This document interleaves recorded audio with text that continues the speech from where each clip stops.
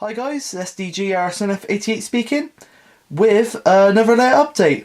And as you can see, there has been some major progress on the layout. All the sidings have been pinned down and even been ballasted. So let's have a closer look. At the back we got the departmental siding. That's where quite a few of the wagons will be stored. And also when I get the breakdown train out, the breakdown train will be put in there because I think it'll look quite nice. Because there's always like a department siding on preserved railways, and also, well, of course, proper functioning railways as well. So I thought it'd be nice to have one. But it's the shorter of the lot. As you can see, there's a nasty join in the board there. So where the siding ends. So what I've done is I put a bit of paper under there, a bit of card, and I've sort of leaned it up like a little ramp in a way to cover up the join. As you can see where the ballast has been put down, because this section of the ballast is still a bit wet, as I did it yesterday, and it hasn't had time to fully dry. So hence it being quite rough. But it's sort of warped that bit of paper a bit. But that can easily be sorted. But basically I'll be painted over, and that will look like the sort of the tarmac has raised a bit, and it just covers up that awful split in the board. So if I zoom out, that's that back siding. Then we got the goods siding, main goods siding next to it, which is the long one here. And then we got the two engine shed sidings here with the inspection pits, which two have been fully laid and in place and ballasted.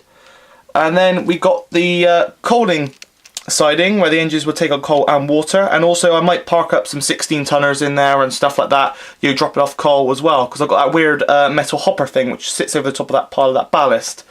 The ballast, coal, sorry. Been too much ballasting.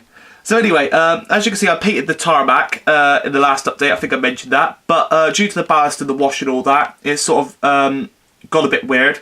The thing is though, the big coal sort of stage thingy covers that up along with the water tower, so that section won't matter so much. I may repaint this section, providing I have enough paint. If not, I'll just cover it with foliage and stuff, because well, foliage might not look too bad in there. Just cover up the sort of the what looks like the wet bit splodge around the outside. I must add that section at the back there is dry. Because you can see there's a join, sort of like a very sort of odd line between the layers of ballast there. It's obviously, I did that section while it was really hot about a week ago or so, and it dried really quickly. I obviously used more black wash, this Woodland Scenics black pigment. I mixed that with some water. Drip it onto the ballast while it's dry and loose, so it gives it a bit of moisture. So when the glue goes in, it soaks in. It doesn't go.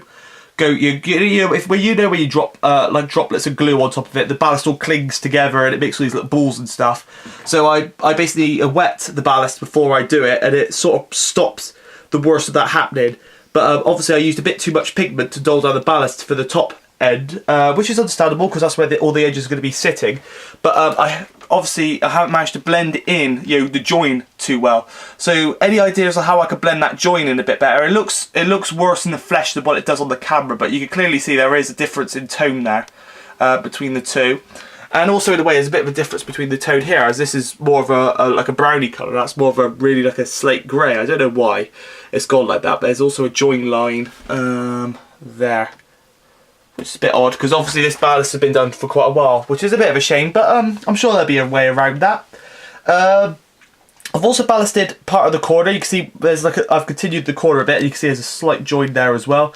But come to think of it, it ain't too bad. It's not it's not really noticeable in the corner. Well, now I've noticed it is, but anyway. But yeah, the ballasting is a right pain to do, as everybody knows, and it's taken quite a few hours to get this far. I've still got to do this section here before I can get trains running, and before I do that I've got to cut this bit of track here to size so it'll fit in this section here to connect up to the turntable. As I've mentioned in updates before, I don't tend to use this turntable because, as you can see, it's not level, and also the wheels just come off, but that's easily fixed. So all the parts are in there for it, but it's not really level, and also when I do have to turn it, I have to turn it by hand, which is a bit annoying. But anyway, I still got to connect up because I can't exactly remove the turntable, as there'd be a whopping great hole in the board.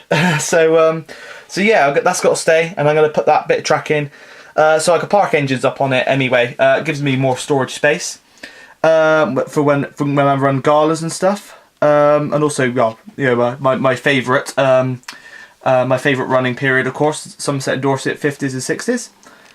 Then we got the double road engine shed goes there. I've measured that, it all fits in perfectly. And then back onto the goods shed siding, or well, I won't say it's a goods shed siding anymore. As you can see, there's a platform there.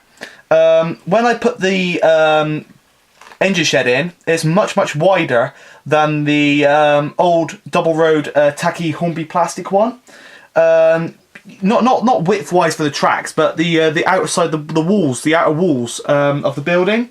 So it requires more space, which is alright because the track fits perfectly down next to it. But the only issue is the goods shed that I did have planned there, which I think was I forget it was a quick kit or something or other. I forgot what they're called. It's a card kit, but it's definitely not Metcalfe. And it's a Great Western stone goods shed. And it wouldn't fit in because obviously as well it got the rock faces extended the wall out, so the canopy wouldn't fit in basically, and it was sort of like it wouldn't sit level. It looked way too crammed in there, and there would have been no way that a realistic way that a truck would have been able to pull up alongside the goods shed to take off the goods off the wagon. So I came up with the idea, being inspired by other people's videos, of course, of a goods platform. I know James has recently installed one on his layout, and also Tommy has also installed one on his layout, but his is a coal stage. But I got the idea. I got the idea from them to have this sort of like good little goods platform, and basically it's a bit of off-cut wood. I'm gonna cover it in PVA, and I'm gonna sprinkle some of this sort of old sort of scatter on it to rough it up a bit, because obviously it's from a kitchen unit, so it's got a shiny finish to it, so it wouldn't grip the paint. The paint wouldn't grip to it unless I sanded it down and stuff. But I thought I'd make it look a bit more realistic with that sort of stuff on top. And of course it will be painted the same colour as and weathered the same colour as that, so no worries, it won't be brown. And then I'll do the edge like the edge of the platform like Compton Martin's platform, which ironically is on the top here, which is Metcalfe gritstone sides. So yeah, that's about it for this update, I think. God, I should do it in half the time I normally do. But anyway, before I can run trains, I've got to do all the ballasting down here. I've got to relay out a bit of track. And also, I'm thinking about this area and the incline line. And I am thinking about removing the incline line. I hardly use it. And also, that back bit in the cold winter is a real pain, and it always rusts a section of track up there, which is really, really annoying. But, as I mentioned, I've got the dehumidifier, and it seems to be sorting that problem, but it still doesn't justify me, me using this line. So, like I said, the last time I used this was about 2 years ago, believe it or not, this line here, because, for the Ginty review, my friend's Ginty review, and basically a Somerset and Dorset running video, which I did, which is quite a long time ago now. So what I'm thinking of doing is, since I'm doing this section at the moment, I think I'm going to pull up this siding all the way around, remove that level crossing up to here, and leave it as like a back, like there was a siding there, leave that pair of points in, and then as I see fit, I could start removing sections of the line, because like I said, this I can remove all these inclines, which will give me more space for scenery. I can reroute the branch line and all that basically, so it gives me a bit more stuff I could move, mess around with really. And as for the track up there on the top level there, there's a really, really rusty section. I'm sure I could replace my nickel track and it wouldn't do that, but I might just add like some sort of fields and stuff and blend it in a bit better, sort of thing. As for the tunnel mouths, I do not know what I will do with those, but I'm sure I'll figure out something. But yeah, that's a sort of an idea that I'm toying around with at the moment. But I know this siding will definitely be going, because to be quite honest, I've never used it really. So yeah, it'll give me more room for a nice field and maybe a nice yard and stuff for the railway here. Well, for the turntable here, I mean, obviously railway. My mind's a mush. It's too early in the morning. So anyway, this has been SDJR7F88 speaking, and thanks for watching.